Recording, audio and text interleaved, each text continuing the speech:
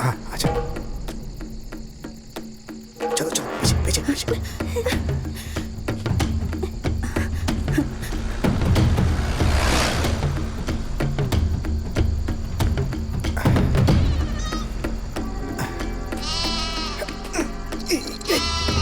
ए, गाड़ी रोक।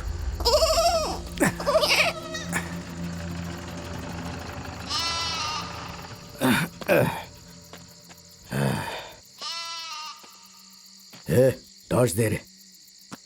ये लीजिए साहब। ये बकरी यहाँ कहाँ से आ गई रे? इसके पीछे कोई है या ये बिछड़ गई है? वो इस गांव में मर्डर हुआ तो सारे आदमी चले गए हैं। सारे के सारे आदमी हॉस्पिटल के बाहर इकट्ठा हो गए हैं साहब, और बकरियां बिछड़ के यहाँ चली आई होंगी। तो इसे ढूंढने वाला कोई नहीं है मतलब? ये बिछड़ गई है, उन्हें पता ही नहीं होगा। पकड़ो साहब। अरे जा ना, बहुत अच्छा बकरा है, अच्छा मटन बनेगा इसका, जा लेके आ। रुक। अरे पकड़ना, अरे जल्दी पकड़। इस दुनिया में होने वाली सारी गलतियों की वजह यही लोग हैं। कैसे पुलिस वाले हैं ये लोग? ये सारी गलती मेरी ही है। जब ये बच्चा पैदा हुआ था तभी मार डालती तो ये दिन नहीं देखना पड़ता। तुम चुप रहो, तुम्हारे गुस्से ने ही तुम्हारे बच्चे को वैसा बना दिया। तेरे से एक बकरा नहीं पकड़ा गया, कैसा सुस्त है रे तू? हाथ पाँव में जान नहीं है क्या? बकरा पकड़ने के लिए मैं पुलिस में थोड़े ना भर्ती हुआ था साहब। मेरी बीवी से ज्यादा बकवास करता है। चल रे गाड़ी निकाल।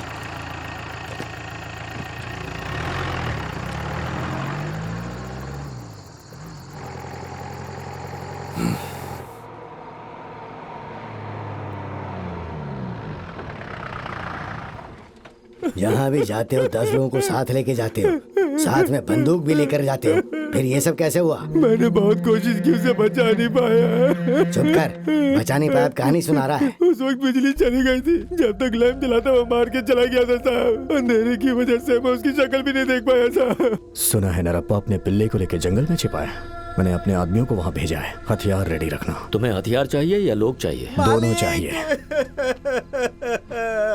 तुम जाके उसे जंगल में ढूंढो। वो जरूर जंगल में ही होगा। सुबह होने से पहले वो बच्चे के साथ आपके सामने होगा। नमस्ते साहब।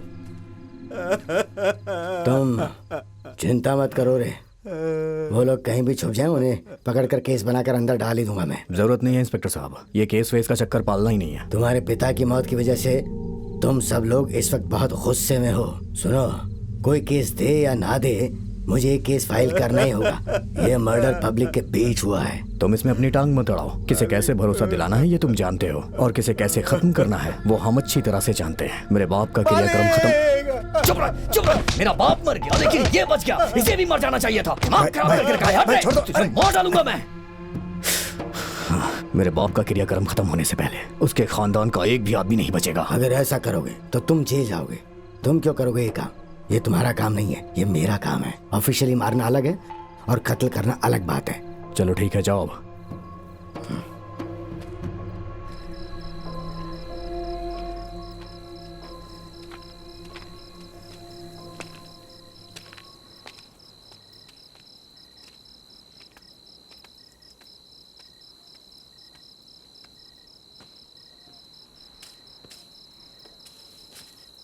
तुम उधर बैठो। मतन्ना, ओ मतन्ना। क्या वासु, ये क्या है? वो खून कर देगा ऐसा किसी ने नहीं सोचा था। 2 सालों से मेरा परिवार तकलीफ झेल रहा है, ये तुम नहीं जानते हो। मेरा बेटा उसका सर ले आता तो मैं और खुश हो जाती। वो सब तो ठीक है, अभी वो लोग कहाँ हैं? बाप बेटा दोनों जंगल में गए और हम इस तरफ आ गए। तो फिर घर और खेत? हम जैसा है वैसा ही छोड़ कर आए हैं। तुम लोग अंदर जाओ बेटी, नहीं तो तुम्हारी आवाज सुनकर लोग उठ जाएंगे। आजा बेटा। चलो सब अंदर चलो। सुनो मतन्ना, मेरे पास कुछ सोना है, उसे कहीं गिरवी रख कर यहाँ गाँव से बाहर मेरे जीजा आने वाले हैं, उन्हें तुम जाकर दे दोगे क्या? क्या बात कर रहे हो बासु?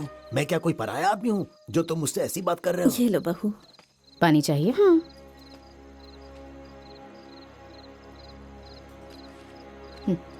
ये लो, ये पकड़ो, मैं जाकर आता हूँ। ठीक है। मामा मत जाओ, मामा यहीं पर रहो ना मामा। वो बात नहीं है मेरी प्यारी बच्ची, मैं अभी गया और अभी आया। तुम्हारे पिताजी और भाई को भी संभाल कर लाऊंगा, फिर सब मिलके घर चलेंगे, ठीक है? तुम माँ के साथ रहो, मैं आता हूँ। तुम जाओ भैया, मैं सब संभाल लूंगी।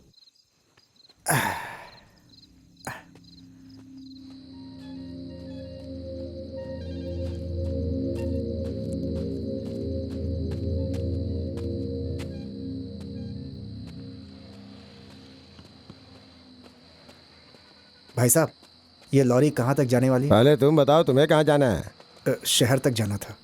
तिरुपति जाना है क्या? हाँ जी। ठीक है, आगे की सीट खाली है, जाके बैठ जाओ। ठीक है।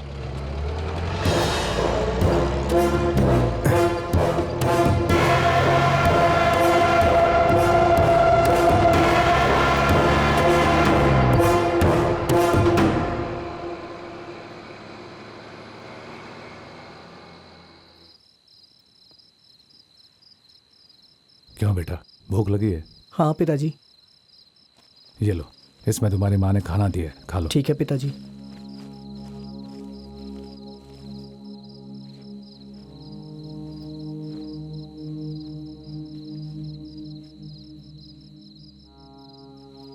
उस वक्त चिनप्पा, उसके पिता नरप्पा, माँ सुंदरमा और मामा बसुइया सब परेशान हो गए थे। पांडु स्वामी के परिवार के लोग नरप्पा के परिवार वालों को खत्म करने के लिए पीछे पड़े थे। नरप्पा के परिवार वालों के लिए यह समस्या कोई नई बात नहीं है। इस तरह की समस्या पैसे वालों और गरीबों के बीच होती रहती है। पैसे वालों को धर्म या मान मर्यादा की चिंता नहीं होती। नरप्पा और पांडु स्वामी जिस गांव में रहते हैं उसमें एक तरफ अमीर और दूसरी तरफ गरीब लोग रहते हैं। पांडु स्वामी गरीबों की जमीन हथियाना चाहता है और पांडु स्वामी का भाई दो अमीरों को पार्टी बनाकर गरीबों की जमीन पर सीमेंट फैक्ट्री बनाना चाहता है। और ये तो हमारे देश में हमेशा से होते आया है कि पैसे वालों को अगर कोई नई फैक्ट्री लगानी होती है तो वह गरीबों की जमीन हथिया लेते हैं। 60 एकड़ जमीन तेरे लिए कम है क्या, जो तुझे और चाहिए? माँ अगर सिंदूर न लगाए तो अच्छी दिखेगी क्या? तुमने जो दिया सही है, पर अभी 3 एकड़ की जरूरत और पड़ेगी। हमारा घर और बाकी जमीन को मिला के 3 एकड़ जमीन ही है। वो सब हमने दे दिया तो फिर खाएंगे क्या? गांव में सिनेमा हॉल, ईटा भट्टी, राइस मिल, कपड़े की दुकान, इतना सब होने के बाद भी वो लोग सीमेंट फैक्ट्री डालना चाहते थे और उसके लिए उनकी नजर नरप्पा के 3 एकड़ जमीन पर थी। मगर नरप्पा का बड़ा बेटा मणि ये जिद करके बैठा था कि वो उन्हें जमीन नहीं देगा। क्यों मणि बेटा, तू तो शादी से इनकार कर रहा था, अब साइकिल पर पीछे पीछे क्यों आ रहा है? पिताजी, मैंने सिर्फ शादी करने के लिए मना किया था, लेकिन लड़की देखने के लिए मना थोड़ी ना किया था। सुना क्या श्रीजा? आप चुप रहिए ना, कि बहुत मुश्किल से माना है। अब ऐसा कहेंगे तो गुस्से से भाग जाएगा। हाँ, देखो गुस्सा होकर तेजी से जा रहा है वो। अपनी बीवी को संभाल पाएगा? हाँ, वो हमसे पहले जाके शादी करके इंतजार करेगा हमारा। मेरा बेटा बहुत ही गुस्से वाला है, आपकी बेटी को ही इसे संभालना होगा, ये पहले से बता रहा हूँ।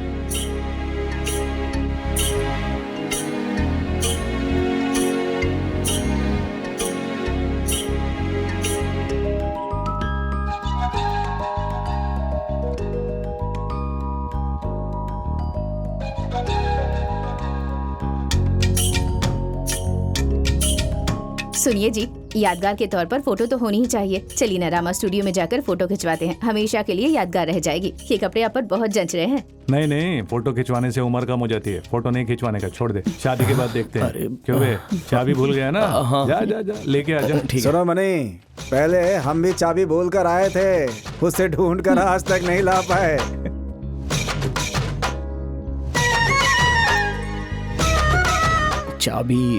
चाबी के बहाने दोबारा देखने आए हो क्या?